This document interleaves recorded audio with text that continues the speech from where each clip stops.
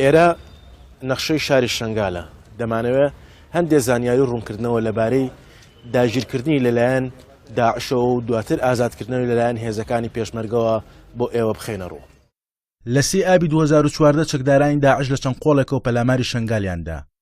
هاوکات داعش شارۆچکەی سنوونێشی گرت و بەوەش گەماروی چیای شنگالیدا. لە 21 دوانزەی 2014 پێشمەرگە و پەکەکە شارۆچکەی سنوونەیان کۆنتڕۆڵ کردەوە، هەروەها بەشی باکووری شنگالیشان کۆنتڕۆڵ کردەوە.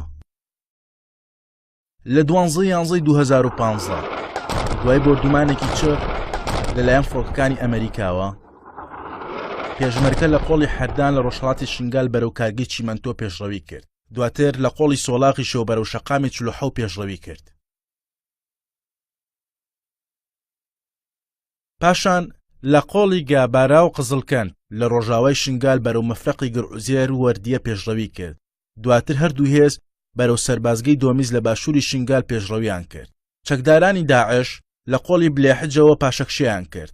لە ڕۆژی 13/11/2015 دوای گەمارۆدانی تەواوەتی شنگال پێشمەرگە لە باکووری شارەوە شنگالیان کۆنتڕۆڵ کردەوە.